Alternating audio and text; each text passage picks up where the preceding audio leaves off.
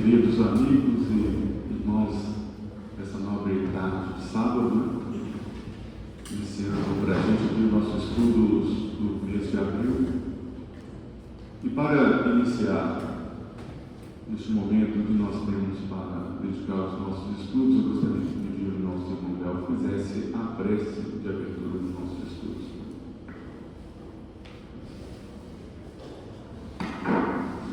Deus nosso Jesus, nosso mestre, divino amigo, mentores, benfeitores, amigos espirituais, nossos anjos de guarda, emissários divinos. Aqui nos reunimos mais uma vez sob a bênção do nosso mestre Jesus, para o exercício de mais uma tarde de estudos da doutrina espírita, à luz do Evangelho do nosso mestre. Pai nosso que estás nos céus, santificado seja o vosso nome.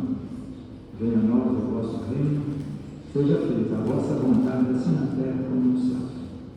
O pão nosso de cada dia dá-nos hoje, Senhor. Perdoai as nossas ofensas, assim como perdoamos aqueles que nos ofendem.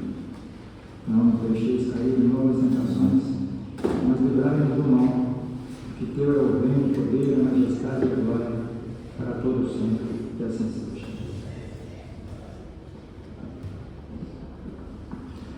Com esta oração, agradecemos e pedimos a Deus as bênçãos para os nossos estudos.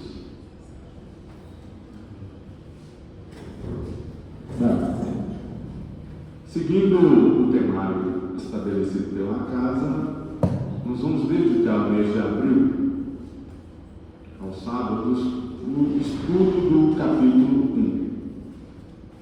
Trazendo aí para as nossas lógicas do cotidiano, nós vamos fazer uma inversão aí ao longo dos próximos sábados, no capítulo 1, que tem o título Não Vim Destruir a Lei. O capítulo 1 contém as três revelações: Moisés, Cristo e o Espiritismo, a aliança da ciência e da religião e as instruções dos Espíritos, com o título A Nova Era. Hoje nós dedicaremos o estudo e as reflexões iniciais como sendo a abertura deste capítulo, o item 1 e o item 2. Na organização do Kardec, o item 1 nos traz os registros constantes, de acordo com o Evangelho de Mateus, capítulo 5, versículos 17 e 18, se não relembremos. Não penseis que eu tenha vindo destruir a lei ou os profetas. Não vim destruir, mas cumpri-los. Porquanto, em verdade, vos digo que o céu e a terra não passarão, sem que tudo que se acha na lei esteja perfeitamente cumprido, enquanto reste um único iota e um único ponto. Repetindo, está em Mateus, no capítulo 5, no versículos 17 e 18. O item 2, que já traz aqui as observações do destaque de Kardec, vem o subtítulo Moisés. Na lei mosaica há duas partes distintas: a lei de Deus, promulgada no Monte Sinai, e a lei civil ou disciplinar, decretada por Moisés. Uma é invariável, a outra apropriada aos costumes e ao caráter do povo, se modifica com o tempo. A lei de Deus está formulada nos 10 mandamentos seguintes. E bom para a gente então aqui revisar. Eu sou o Senhor, vosso Deus, que vos tirei do Egito, da casa da servidão. Não tereis diante de mim outros deuses estrangeiros. Não fareis imagem esculpida, nem figura alguma do que está em cima do céu, nem embaixo da terra, nem do que esteja nas águas sobre a terra. Não os adoreis e não nos prestareis culto soberano. 2. Não pronunciareis em vão o nome do Senhor vosso Deus. 3. lembrai-vos de santificar o dia de sábado. 4. Honrai o vosso pai e a vossa mãe, a fim de viverdes longo tempo na terra que o Senhor vosso Deus vos dará. 5. Não mateis. 6. Não cometais adultério. 7. Não roubeis. 8. Não presteis testemunho falso contra o vosso próximo. 9. Não desejeis a mulher do vosso próximo. 10. Não cobiceis a casa do vosso próximo, nem o seu servo, nem a sua serva, nem o seu boi, nem o seu asno, nem qualquer das coisas que lhe pertencem. É de todos os tempos e de todos os países essa lei, e tem por isso mesmo caráter divino. Todas as outras leis que Moisés decretou obrigaram que se dê a conter pelo temor um povo de seu natural turbulento e indisciplinado, no qual tinha ele de combater arraigados abusos e preconceitos adquiridos durante a escravidão do Egito. Para imprimir autoridade às suas leis, houve de lhes atribuir origem divina, conforme o fizeram todos os legisladores dos povos primitivos. A autoridade do homem precisava apoiar-se na autoridade de Deus, mas só a ideia de um Deus terrível podia impressionar criaturas ignorantes, nas quais, ainda pouco desenvolvidos, se encontravam o senso moral e o sentimento de uma justiça reta. É evidente que aquele que incluíra entre os seus mandamentos este: não matareis, não causareis dano ao vosso próximo, não poderia contradizer-se, fazendo da exterminação um dever. As leis mosaicas, propriamente ditas, revestiam, pois, um caráter essencialmente transitório. Então, meus irmãos, a lição para hoje trata-se desses dois itens, o item 1 e o item 2. Na programação aqui consta como sendo eu e o nosso amigo e querido irmão aqui, Gilvan, para a gente debruçar, comentar, resgatar algumas informações, agregar de alguma forma a percepção e interpretação também de vocês. Então, gostaria aqui de dar continuidade e manifesto de partida que trata-se aqui de uma temática que requer um aprofundamento considerável da nossa parte para resgatar informações extremamente valiosas. E nessas buscas, para compreender a dimensão deste capítulo, que é não vim destruir a lei, mas sobretudo nessa dimensão que é o resgate da primeira revelação, portanto, do grande esforço de Moisés, nós temos algumas variáveis, alguns aspectos que interferem bastante na nossa compreensão. Uma delas é a distância em relação ao tempo. Quando Moisés esteve entre nós? Então, alguns dados vão reportar 1.300 anos, mais de 1.000 anos. Então, fazer esse esforço de buscar a compreensão dessas mensagens pode nos levar a ter acesso a algumas informações que, por vezes, vai dificultar uma real compreensão do tudo. Mas não limita com que a gente debruce, compreenda e enxergue o esforço desses trabalhadores, vamos assim dizer, das primeiras horas. Então, este é o nosso esforço de trazer a contextualização para este capítulo, que ao longo dos 4 meses, dos próximos sábados, próximos 4 sábados praticamente, nós teremos a oportunidade de ir detalhando o que Kardec nos organizou e nos apresenta. E qual é a nossa reflexão, então? Vamos lá. Esse registro está em Mateus e reporta o reforço que Jesus Cristo quis impulsionar e dar lá no sermão da montanha.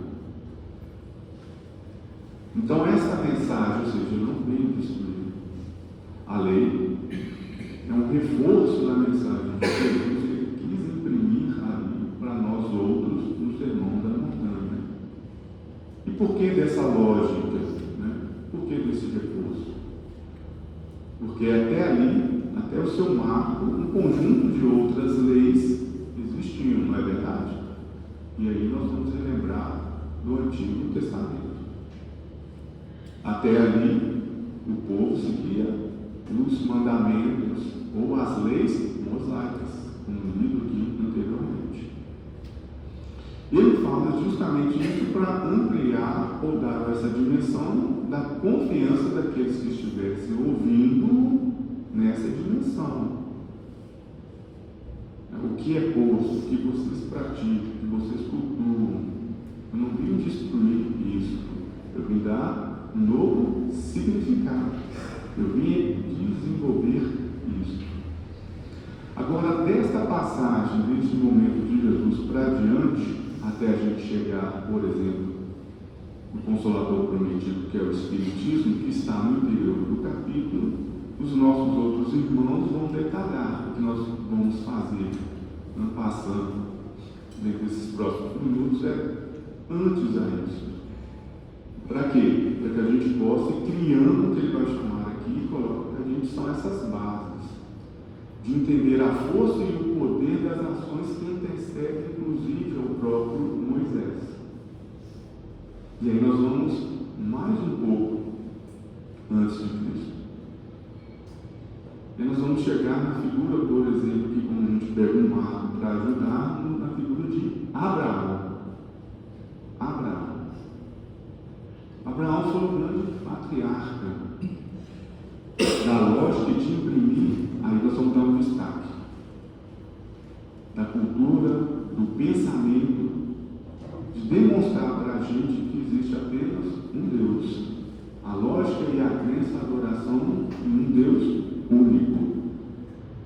E por que nós temos que reconstruir isso? Porque nós falamos que até ali no Sermão do Monte, por exemplo, o conjunto de leis era leis mosaicas de Moisés, baseada fundamentalmente nos 10 mandamentos e nas outras mais de 600 outras regras que foram estabelecidas para aquele povo de forma tal que permitisse viver e conviver em coletividade, mais do que isso, progredir do ponto de vista moral. Mas como que surge essa história? Aí nós temos que ir mais uma vez lá em Abraão. Abraão era da cidade de Ur dos Caldeus. Então ele recebe uma mensagem, né, do nosso Senhor, na época de Jeová ou Jefé, e que convida Abraão a abandonar a sua família, as suas coisas e mudar para uma outra região, porque a ele seria dado a missão de se construir uma nova nação. Abraão então vai com sua esposa, os seus escravos, os seus animais e desloca-se da cidade de Ur para Canaã, que era então, depois adiante nós vamos ver que é a cidade prometida. Ele chega-se então em Canaã e ali habita. De Abraão vem os próximos descendentes. Dessa descendência, nós vamos chegar até lá em Moisés. Nós vamos passar, por exemplo, por Levi, vamos passar por Arão, até chegar lá em Moisés. Mas a lógica que começa a percorrer é: Abraão sai da cidade de Ur, sendo convidado a fundar uma nova nação, baseada na crença de um Deus único. Um Deus único. Ok. De Abraão, nós vamos chegar pela linhagem até Moisés. E como chega em Moisés? Estabelecido já em Canaã, e na medida que os novos filhos vão aparecendo, a população vai adensando, evidentemente, nessa extensão, nós vamos chegar até a figura de José, que era irmão de Levi. José, por ele ter outros irmãos, de outras famílias, ele acaba despertando a inveja entre esses irmãos. Esses irmãos aproveitam a oportunidade desse trânsito que tinha entre essas cidades ao Egito e vende o seu irmão para os comerciantes egípcios. O José, portanto, irmão de Levi, vai para o Egito. No Egito, ele associa-se, ele tem a oportunidade de assessorar a família dos faraós, abrindo-se ali, então, uma grande oportunidade de com que outros, para além dos egípcios, pudessem desfrutar e habitar a região do Egito. Por quê? Porque o Nilo era uma região de terra fértil, rico e abundante em alimentos e água, diferentemente do que tinha nessa região de Canaã, ali na região hoje de Israel, Jordão. Então esse trânsito de pessoas era muito comum, saindo dessa região de Canaã, Israel, aí hoje Jordânia, para o Egito. E assim vai acontecer a posteriori com o filho desse de Levi, que era o Arão. Arão foi depois o pai de Moisés. Diante dessa seca, questão de alimentação, de fome, de recursos escassos, esta família que vem de Levi, então muda também e é aceita no Egito. O que nós vamos observar lá no Egito? Nós vamos observar então que no Egito há um adensamento da população formada por não egípcios, sendo, portanto, uma parte sendo constituída por hebreus. Chega num determinado instante que um dos faraós, que até então aceitavam os hebreus ou os estrangeiros, ele vê que aquele povo começa a poder ameaçar, né, a dinastia dos egípcios. Então ele muda a perseguição e passa a encarar os estrangeiros, os hebreus, como sendo a partir dali então escravos. Os hebreus que ali desenvolviam, trabalhavam no solo, tinham produção, participavam, tinham uma colaboração com o povo egípcio, passa-se então a ser escravizados. E aí, meus irmãos, vai durar aquilo que a gente já sabe, mais de 400 anos de escravidão. Os hebreus é que passam a trabalhar nas obras públicas, trabalho forçado, fazer esses tijolos com grafite, construir os grandes monumentos. Então eles passam mais de 400 anos escravizados, a chegar até um ponto que um dos faraós começa a perseguir o quê? Os próximos filhos dos hebreus. E pela história nós vamos lembrar que então Moisés nasce, a mãe dele coloca no cesto, coloca no rio e vai encontrar quem? A filha do faraó à beira do rio, e pega Moisés e vai levar para ser o quê? Criado no ambiente do faraó. Então ali ele tem a sua criação, os seus estudos, o seu desenvolvimento, até que ele chega a um certo ponto, né, de forma muito reduzida, e não aceita vendo aquela situação e compreendendo que ele era descendente desse povo. Então começa-se então aquilo que nós já vimos, um processo para retirar o povo hebreu do cativeiro, que tem vínculo com qual festividade hoje, que é amanhã, melhor dizendo, a Páscoa, que é a libertação do povo hebreu do cativeiro. Mas qual que é essa lógica que vai então perpassando e chamando a atenção da Bíblia? O que se tinha no Egito enquanto crença, práticas e costumes diferentes dos hebreus? Os hebreus é descendente de Abraão, que a ele foi dada a missão de desenvolver a lógica de um pensamento de um Deus único. Era assim no Egito? Não. No Egito, a lógica e a crença era a adoração a vários deuses. Vamos citar vamos, o gato. O gato passou a ser a divindade. Tanto é que a gente vê naquelas figuras icônicas, né, de uma estátua com a cabeça de gato e o corpo do ser humano, do falcão, do chacal, que apareceu, né, por exemplo, um cachorro, da árvore, O falcão, por exemplo, era o que representava o faraó, a fortaleza, a proteção, o gato é a fertilidade, a proteção. Mas por quê? Porque na ambiência do dia a dia, no cotidiano do egípcio, sobretudo dentro de casa, o gato espantava o rato, o escorpião, a serpente. Às vezes era o que matava. Então, portanto, eles passavam a adorar e tinham um incremento de ritualística muito forte. Dava banho nas estátuas, alimentava a estátua, pintava a estátua. E eram todos que podiam entrar no templo? Não. Apenas o faraó e os sacerdotes do alto nível. Muito diferente do que se apregoava e que trouxe com Abraão 200, 300 anos antes, na crença de um Deus único.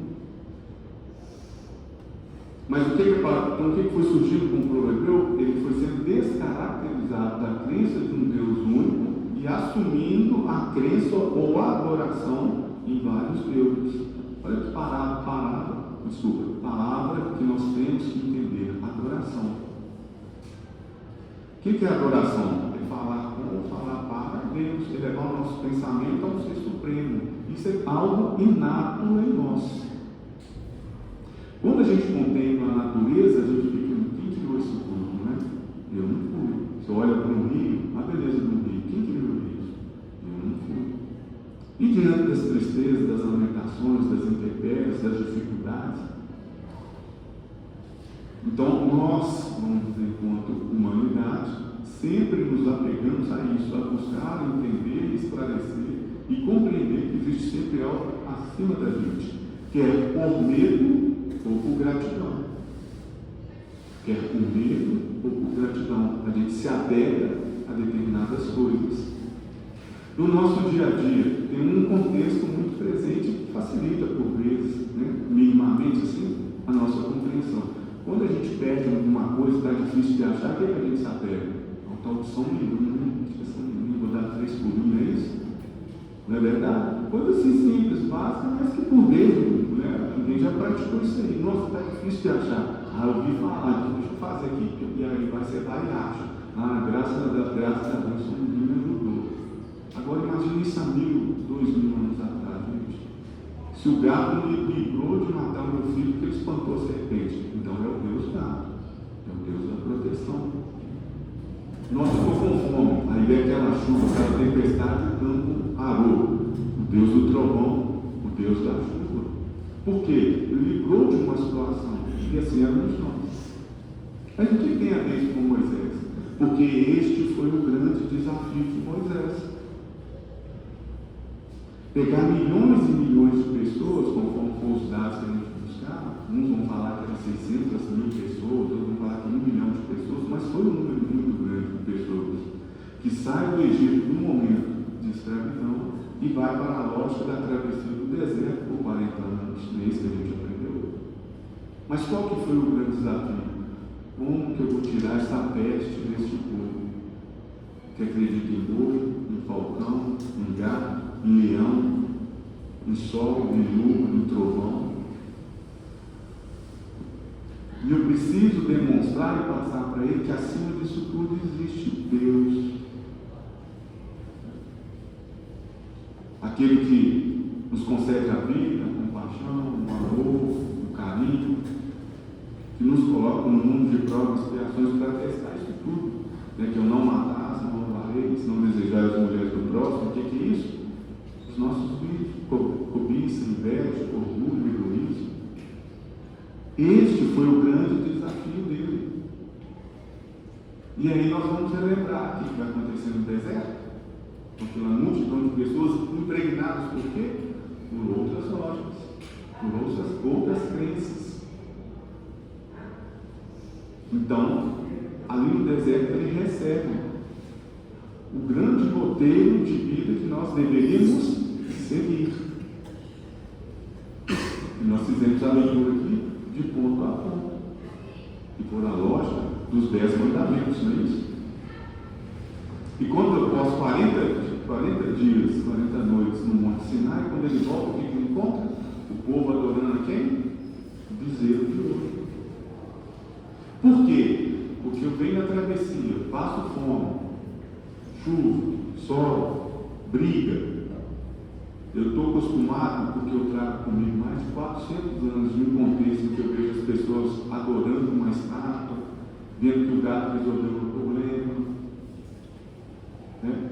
Que o faraó conseguiu lhe dar o alimento. Então passo a acreditar que de fato aquele objeto é que vai me livrar daquela situação. E o que nós vimos? Houve então até que ele fala, né? Houve a quebra da tábua dos 10 mandamentos, a quebra da aliança, demonstrando que o povo, aquele povo ainda não estava preparado para assimilar um novo contexto, mas ele também não podia desistir. Ele também não podia desistir. E ele dá então uma nova oportunidade, é reescrito os 10 mandamentos.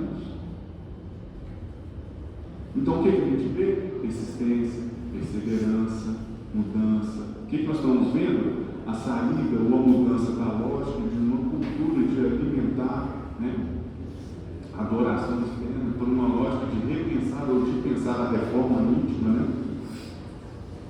O que interessa é a reforma íntima, não é o externo, não é alimentar os deuses, não é entregar a comida, não é lavar a estátua, não é isso. É a reflexão. Portanto, nós estamos observando que o trabalho dele foi um trabalho árduo, que nos permite o quê? Hoje, qual que é o reflexo disso tudo hoje? A crença em Deus único. Por isso que Jesus fala, não vim destruir isso tudo que está aí para trás, vai para trás. Só que Moisés teve que imprimir o quê, gente? Mais outras regras de comportamento. Não coma porco, não coma avestruz, lave suas mãos. Olha, se você fizer isso, então você também receberá uma punição equivalente. Porque senão o que ia acontecer? Se eu fui lá, peguei uma casa, eu vou lá e destruo sua família como um todo. Então ele estabelece regras de convívio, né? Olho por olho, dente por dente. Ah, mas ele é muito cruel, mas diminui um pouco a lógica de dizimar no total. Então é essa construção, é este movimento que aparentemente a gente busca entender a correlação, mas que hoje está presente em nossa vida nesta lógica da crença em Deus único. Vai dar prosseguimento nos próximos sábados, que é o papel de Cristo. Que ele vem e fala, olha, até aqui nós chegamos, que bom. Até aqui nós chegamos, mas precisamos avançar mais. Ele pega, então, eu não vim destruir a lei. As leis de quê? A lei de essência, a lei divina, a lei que é imutável, que é a chave para todos os lugares em que nós estivermos, que está na essência dos 10 mandamentos. E aí, então, ele traz isso para que a gente possa refletir. Ainda facilita a nossa vida, resumindo, né? É amar a Deus sobre todas as coisas e o próximo como a ti mesmo. E aí nós vamos explorar isso adiante.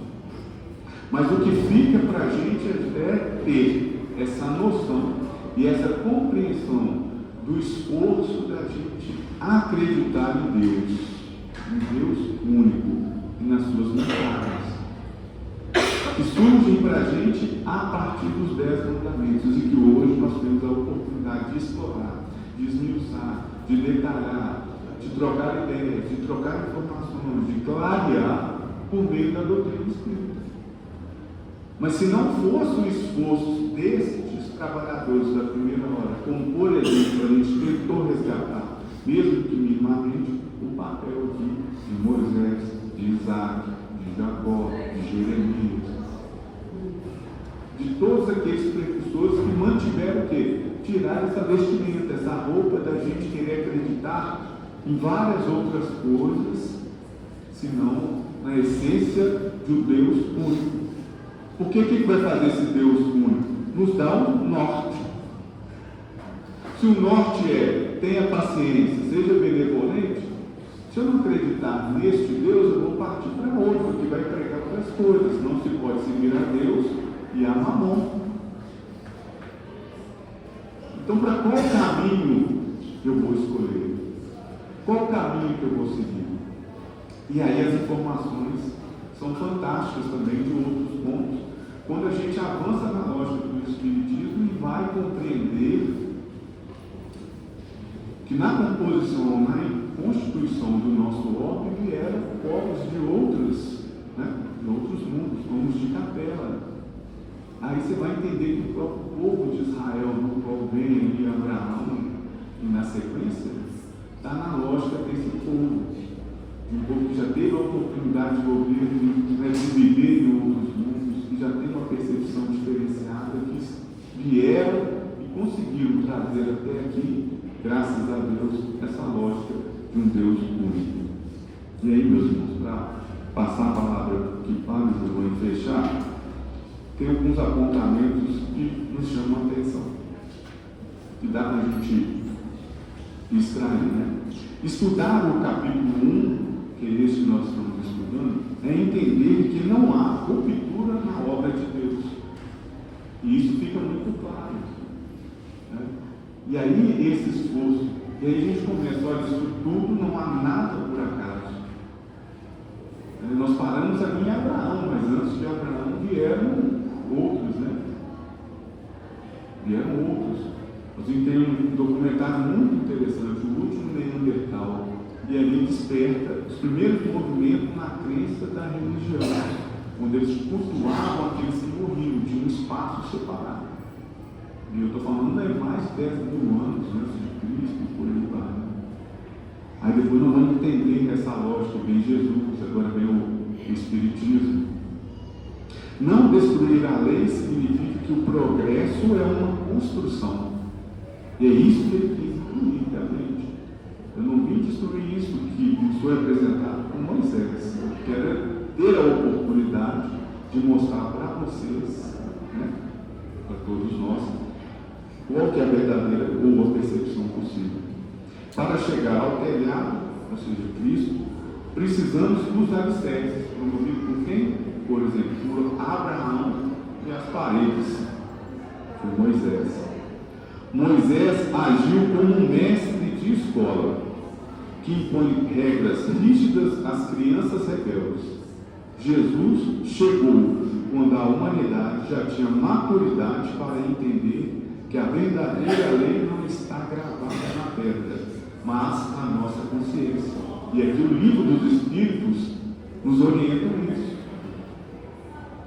Onde está a lei de Deus? Está na nossa consciência. Nós vamos ver nos próximos sábados um pouco disso. O Espiritismo, por vez, vem explicar a razão de ser de cada uma dessas etapas. Os egípcios, por fim, meus irmãos, os egípcios construíram pirâmides e templos colossais. Mas o Consolador ensina que a verdadeira construção deve ocorrer dentro de nós, que é o legado que fica para a gente. Esse esforço todo, né, do movimento de saída dos hebreus, tendo acesso ou contato com uma outra cultura e o que representa para nós outros, que até chegar nesse momento da reflexão, do autoconhecimento, né, da reforma íntima. Então, quando você pensa num templo egípcio, para a lógica e a oportunidade que nós estamos tendo de estudar hoje o Evangelho segundo o Espiritismo, é sinal que nós demonstramos, de certa forma, um progresso, uma evolução espiritual. Então, meus irmãos e minhas irmãs, espero que essas informações, mesmo que muito ainda superficial, possam agregar na reflexão de vocês, neste pensamento, na importância que nós devemos dar para essa lógica, o que significa acreditar no Deus único para a gente, né? Deus que enviou Jesus, que nos disponibiliza uma série de orientações que permite a nossa evolução espiritual. Então, passo a palavra na sequência para o nosso amigo João, que ele seja abençoado nas suas tratativas, nas suas colocações, que ele traga para a gente as boas reflexões. Que Deus continue pagando a todos nós.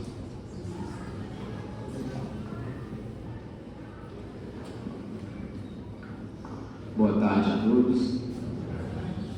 Vamos então dar prosseguimento, aos comentários já iniciados pelo nosso irmão Índio, rogando a Jesus continue nos abençoando e amparando na sua doce e sublime paz. Bom, meus irmãos, estamos então hoje iniciando esse estudo do capítulo 1, que é um estudo muito importante para todos nós, pois ele nos dá uma visão panorâmica de toda a evolução espiritual da humanidade. Na nossa singela participação, vamos reforçar alguns dos comentários já apresentados pelo nosso irmão Índio e aproveitar o ensejo para, eventualmente, trazer algum complemento. E não foi sem razão, meus irmãos, que Allan Kardec, como grande pedagogo e educador, inspirado e orientado pela espiritualidade superior, começou esse livro, o Evangelho segundo o Espiritismo, que é o coração da nossa querida doutrina, com essa fala de Jesus: não vim destruir a lei, mas cumpri-la. Era necessário deixar bem claro, logo no início da obra, qual é a posição e a função de nosso Senhor Jesus Cristo diante da humanidade terrestre, bem como destacar o papel do Espiritismo como o Evangelho redivivo dentro desse contexto das 3 grandes revelações. E como temos aprendido nesta casa, e foi muito bem relembrado agora há pouco pelo nosso irmão Índio, a primeira revelação de Deus veio através de Moisés e o Decálogo, ou seja, os 10 mandamentos que o grande profeta hebreu recebeu no Monte Sinai, por meio da sua extraordinária mediunidade. A segunda revelação foi Jesus Cristo, o governador espiritual do planeta, nosso modelo e guia, que é o sol moral da nossa querida Terra. E representando diretamente Deus aqui entre nós, ele sustenta a nossa existência e orienta a nossa evolução espiritual. Vem então a terceira revelação, que é o Espiritismo Consolador prometido pelo Mestre, lá na última ceia, quando ele disse: se me amais, guardai os meus mandamentos, e eu rogarei a meu Pai, e ele vos enviará um outro Consolador, porque Jesus foi o primeiro e é o principal. E esse Consolador vos ensinará todas as coisas e vos fará relembrar tudo o que eu havia dito. Então, meus irmãos, é nesse contexto de estudo das 3 grandes revelações que vamos começar então a nossa participação refletindo sobre a própria fala de Jesus. Não penseis que eu tenha vindo destruir a lei ou os profetas. Não os vim destruir, mas cumpri-los. O que Jesus quis dizer? É um tema muito profundo, muito amplo, de forma que cabem diversas reflexões, e para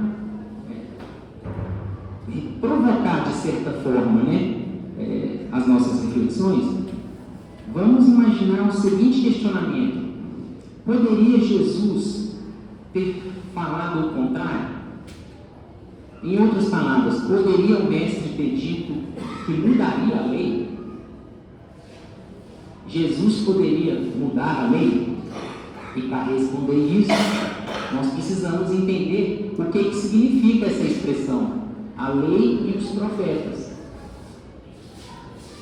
E ao tempo em que Jesus esteve aqui e nos proferiu esse grandioso ensinamento, a lei e os profetas significava todo um conjunto de normas que regia a vida do povo hebreu.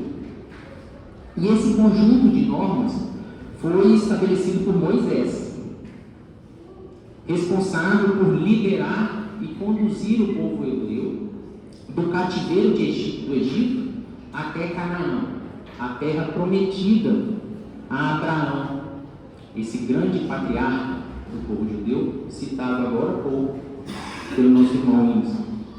Então, Moisés guiou o povo num êxodo pelo deserto que durou 40 anos. A escravidão durou 400 anos e a travessia do deserto 40 anos. Ocasião em que ele fez aquela famosa travessia no Mar Vermelho e uma série de fenômenos mediúnicos incríveis para possibilitar o controle e a sobrevivência daquela multidão que lhe seguia.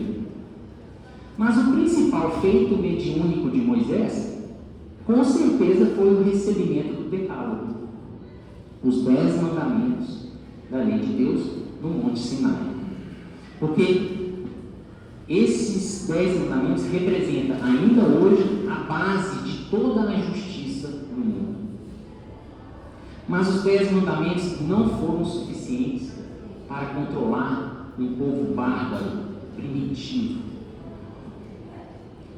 que ao longo dessa peregrinação pelo deserto precisava de rédeas mais firmes. Imaginemos, meus irmãos, alguns estudiosos falam que o povo que seguiu Moisés, que saiu de Egito até Canaã, girava em torno de 2 a 3 milhões de pessoas. É a população de Belo Horizonte. Então é muita gente para você poder controlar. E gente brutalizada. Nós, inclusive, naquela época, muitos de nós estávamos ali, na condição de povo ainda primitivo, né? Nos nossos passos iniciais. Mas esses 10 mandamentos divinos não tendo sido suficientes, o que Moisés precisou fazer? Editar outras normas de aspecto civil e disciplinar, para conseguir cumprir essa missão. Senão era impossível controlar aquela multidão. Então, essa outra parte da lei não tem caráter divino. Então, Moisés, tem a lei mosaica, na verdade, tem 2 partes. Uma que é de origem divina, que são os 10 mandamentos imutáveis, e essa outra parte, que é a lei civil disciplinar de aspecto humano, portanto, transitória, modificável. Então, nós podemos concluir o quê? Que a parte da lei que Jesus não viria mudar é a divina, porque ela é imutável. A lei divina, ela já é perfeita, e o que é perfeito não precisa ser aprimorado. O que precisa ser aprimorado? A lei humana, porque é cheia de falhas, como nós mesmos.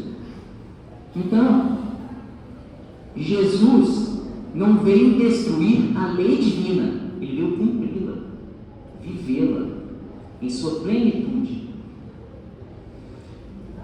Agora nós já avançamos intelectualmente para adquirir esse discernimento do que é divino e do que é humano. E basta a gente olhar na história da humanidade que vamos constatar que as leis humanas modificam a todo instante. As nossas leis mudam e mudam rápido. Elas variam de acordo com o tempo, com a cultura, com o local. Então as leis que regem, por exemplo, o divórcio aqui é diferente do Japão, que é diferente na África. Até pouco tempo atrás, nós tínhamos, né, a escravidão como um ato legal, permitido pela lei. Hoje nós sabemos que isso é um absurdo. Né? Veja outro exemplo simples, o cigarro. Muitos aqui vão recordar que o cigarro era muito comum e as pessoas fumavam em qualquer lugar. Hoje ninguém pode fumar dentro de um local fechado, porque a legislação humana progride, avança, e a tendência é que ela vá se aperfeiçoando até que um dia a lei humana se aproxime mais da lei divina, perfeita. Quando nós chegarmos a esse ponto, nós não precisaremos de leis. Ninguém vai precisar de um código penal para saber que matar o irmão é crime e que você pode ser preso. Porque ninguém vai querer fazer mal com o irmão. Nós vamos querer fazer o quê? O bem. Se a pessoa está em dificuldade, eu vou ajudar, não fazer mal a ela. Então, meus irmãos, olha que interessante que é esse estudo. A lei mosaica, nesse aspecto humano, ela continha e ainda contém uma grande parte de normas exclusivamente humanas, modificadas. E essas normas Jesus modificou profundamente, o que causou um estardalhaço para os fariseus, os doutores da lei, que se achavam muito acima de tudo e de todos. Eles não compreenderam Jesus, mesmo tendo todo o conhecimento religioso, as previsões dos profetas acerca do Messias. O orgulho cegou essa parcela da população que detinha ali o controle, né, a autoridade do povo à época. Então, a título de exemplificação, Jesus, né, modificou completamente muitos aspectos da lei mosaica. A lei mosaica proibia o intercâmbio com o mundo espiritual. Moisés precisou fazer essa proibição porque estava virando uma bagunça. Jesus, né, como sabemos, né, no Monte Tabor, por exemplo, né, teve o episódio da transfiguração e dialogou ali com Moisés e Elias, se não me engano. Então, em Pentecostes e vários outros, né, episódios do Evangelho, a gente vê o intercâmbio com o mundo espiritual. O apedrejamento da mulher adúltera era legal na época, estava previsto na lei de Moisés, na lei humana, no aspecto civil, disciplinar. Jesus fez o quê? Aboliu isso. Quem não tiver pecado, atira a primeira pedra. Ninguém ficou. Né? A obrigação de circuncisão, né? A de comer determinados tipos de carne, enfim, vários aspectos que foram modificados por Jesus porque não tinha uma essência divina, era algo provisório, necessário naquele tempo para controlar aquelas pessoas durante uma travessia. Mas, vindo Jesus então cumprir a lei de Deus em sua plenitude, e a lei de Deus era baseada em quê? Na lei do amor, né? Veio e nos diz: eu sou o caminho, a verdade e a vida. Ninguém vem ao Pai se não for por mim, porque Ele, Jesus, já está em perfeita comunhão com o Pai. Disse Ele: eu e o Pai somos um. Então, meus irmãos, para enriquecer esses comentários que trouxemos, vejam que interessante a questão 271 de o livro O Consolador, onde Emmanuel respondeu o seguinte: questionado se Moisés transmitiu ao mundo a lei definitiva, Emmanuel respondeu: o povo de Israel deu à terra as bases da lei divina e imutável, mas não toda a lei, integral e definitiva. Aliás, somos obrigados a reconhecer que os homens receberão sempre as revelações divinas de conformidade com a sua posição evolutiva. Então, à medida em que formos amadurecendo, nos serão revelados novos aspectos da lei. Até agora, a humanidade da era cristã recebeu grande revelação em 3 aspectos essenciais. Moisés trouxe a missão da justiça. O Evangelho, a revelação insuperável do amor, e o Espiritismo, em sua feição de cristianismo redivivo, traz, por sua vez, a sublime tarefa da verdade. No centro das 3 revelações encontra-se Jesus Cristo, como o fundamento de toda a luz e de toda a sabedoria. É que, com o amor, a lei manifestou-se na terra em seu esplendor máximo.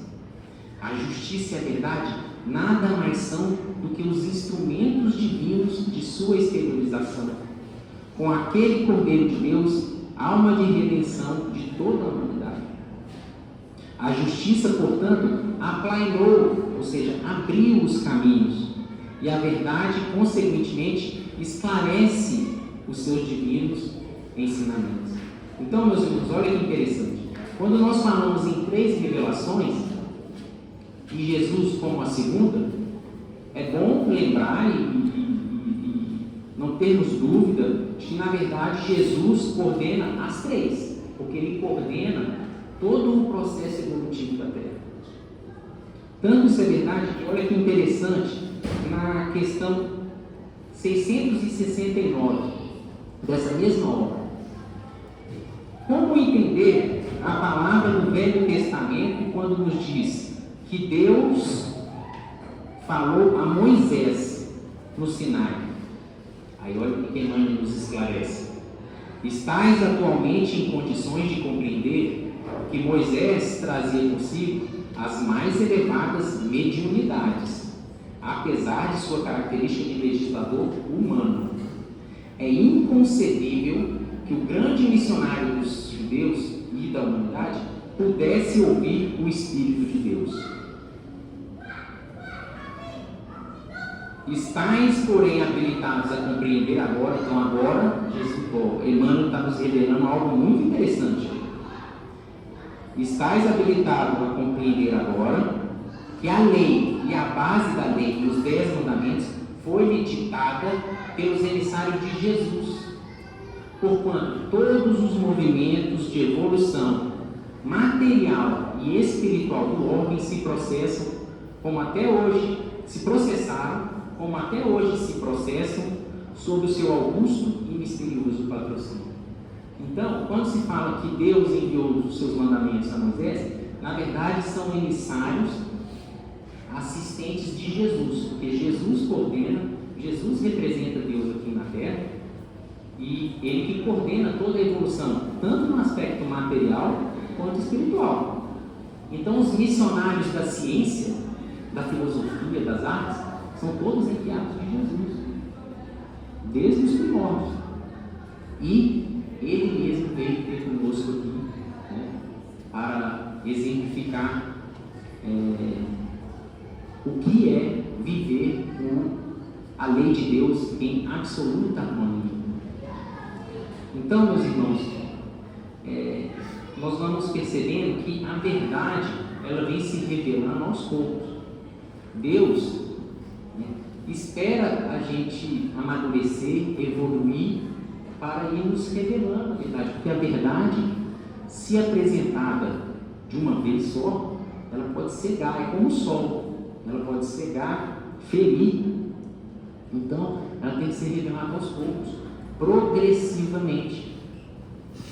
Mas Deus, sendo eterno e onipresente, sempre esteve, né, em todos os lugares. Nós é que não tínhamos condições de percebê-lo. Procurávamos Deus nos fenômenos da natureza, no trovão, na chuva, no mar. Mas vem então Deus e olha, na primeira revelação, eu sou Deus único, e essas são minhas leis, e estabelece o que? O monoteísmo e as bases da justiça. É a primeira revelação. amadurecendo mais um pouco, veio Jesus conosco, né? Nos revelando que Deus não é o Senhor dos exércitos, severo e vingativo, mas é um Pai amoroso, justo, sim, mas misericordioso também. É a segunda revelação.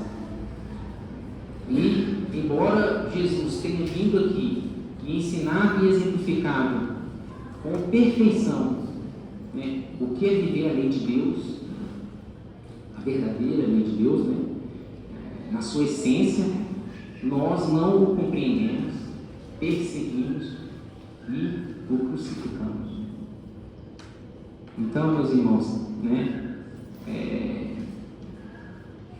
Jesus, né, se apiedando da nossa condição, nos prometeu um terceiro Consolador. Porque Ele, quando veio aqui, não pôde nos falar tudo. Nós não tínhamos condições de entender as realidades espirituais ainda. Era preciso que avançássemos intelectualmente, moralmente, para receber mais aspectos da verdade, da lei de Deus. E vem então o Espiritismo, como a terceira revelação, o Consolador prometido, que vem nos revelar o quê? Que somos espíritos. Nós não somos carne e osso. Isso aqui é uma vestimenta provisória e que se agasta muito rápido. Somos seres imortais e temos um infinito pela frente para progredir. E quando nós nos conscientizamos de que somos espíritos e que a verdadeira vida é a espiritual, muda tudo. A gente passa a ter uma atitude diferente. Pelo menos era para ser assim. Se nós sabemos que somos espíritos, nós temos que, né, tomar mais cuidado com os nossos pensamentos, sentimentos e atitudes. Temos que mudar a forma como nos relacionamos com as pessoas e com as coisas, com os bens materiais. Nós passamos a enxergar a morte de outra forma, as enfermidades como lições, como ensinamentos. Muda tudo na nossa vida. Então, meus irmãos, a gente toca a cabeça, né? Caminhando aqui para o final da nossa participação, nós refletindo sobre esse projeto divino, progressivo e sem interrupção, como lembrou isso, tem como objetivo a nossa evolução, o nosso progresso, a nossa felicidade. O Espiritismo, dando continuidade e sendo coordenado por Jesus, dando continuidade a esse processo, vem nos pedir o quê? Reforma íntima. Porque intelectualmente nós avançamos muito na robótica, na engenharia, na tecnologia, mas no campo do sentimento, meus irmãos, nós estamos engateando.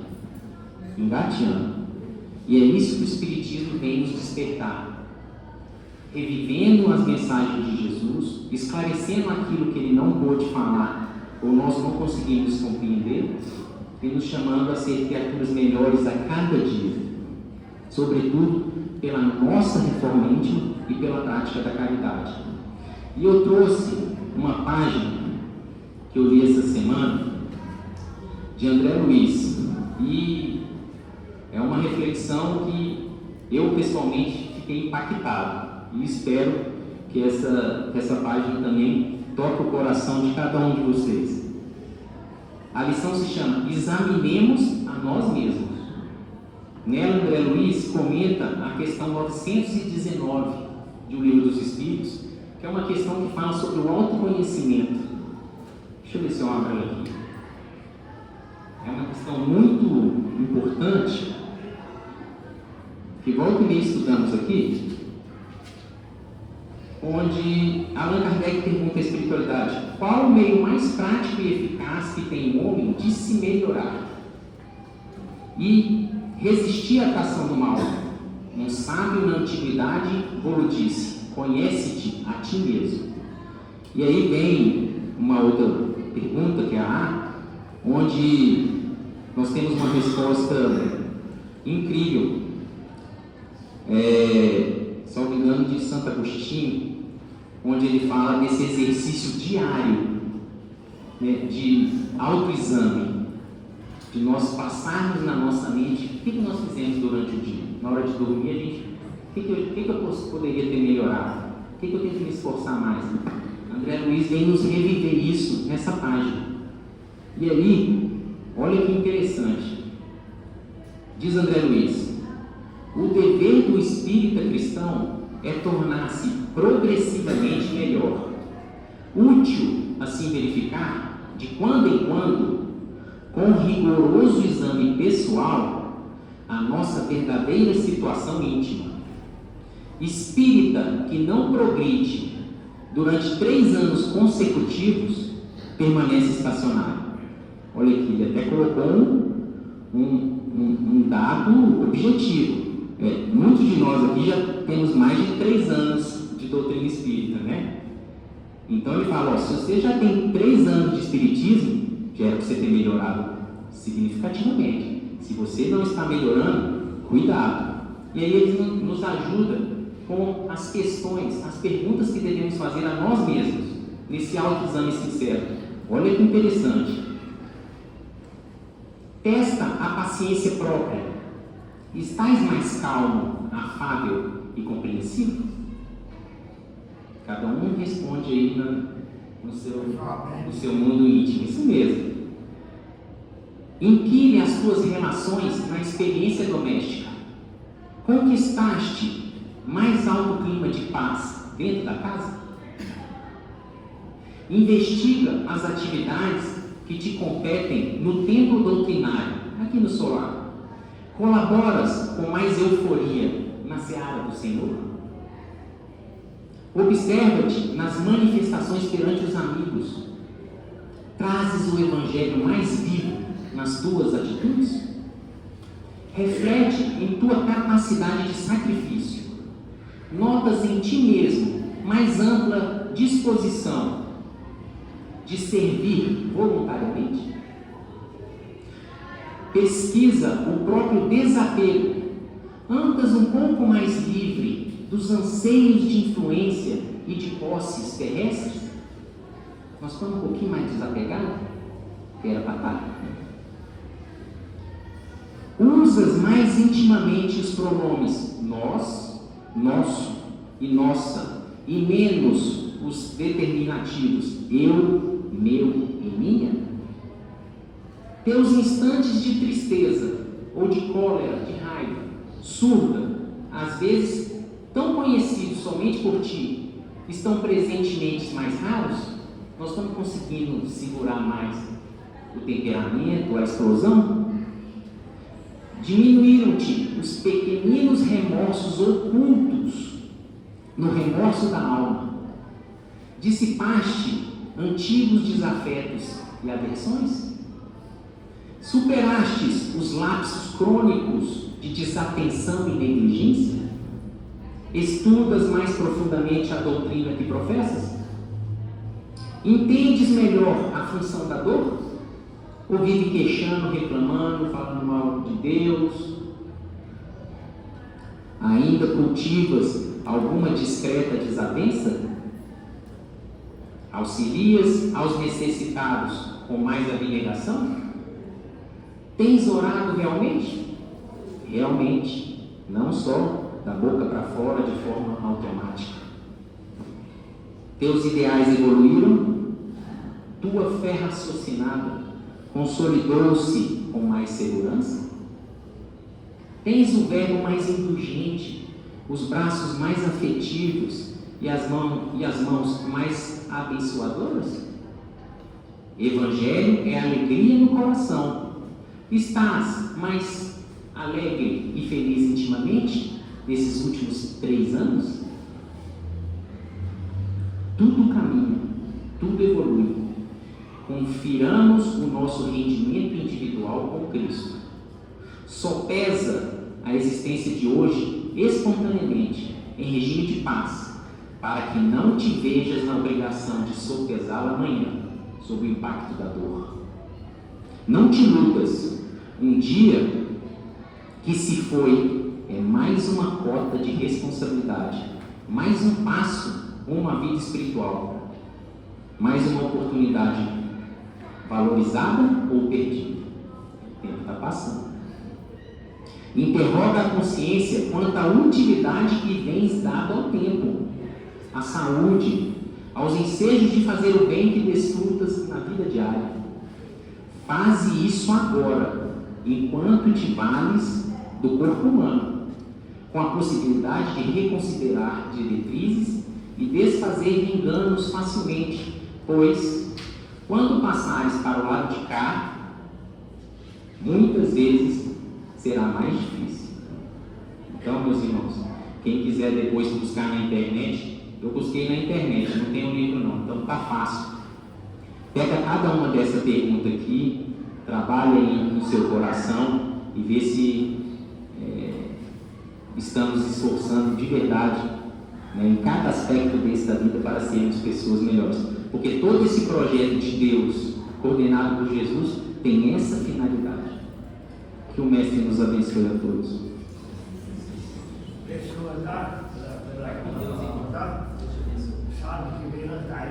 Partindo para os encerramentos do nosso estudo da tarde, gostaria de convidar nossa querida irmã Vera para prosseguir a oração.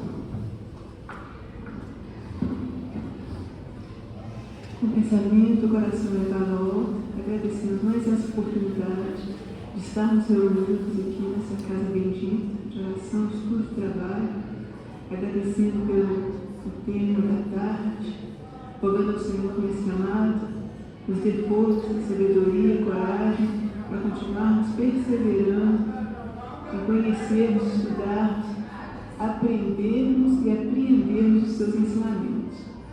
Abençoe os nossos esforços de cada dia, sermos pessoas melhores, em fazermos a nossa reforma íntima e seguirmos esse roteiro certo, esse farol que é o seu Evangelho. Ave Maria, cheia de graça, o Senhor é convosco. Bendita sois vós entre as mulheres, bendito é o fruto do vosso ventre, nasceu Jesus. Santa Maria, Mãe de Jesus, rogai por nós, filhos pecadores, encarnados e desencarnados, hoje e agora e sempre, que assim seja.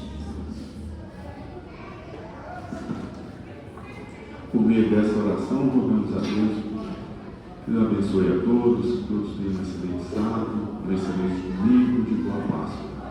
Então, damos por encerrados os estudos do Evangelho da tarde na santa e bendita paz do Senhor.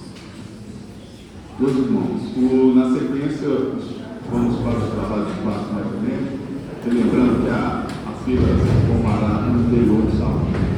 Não teremos a distribuição de fechamento.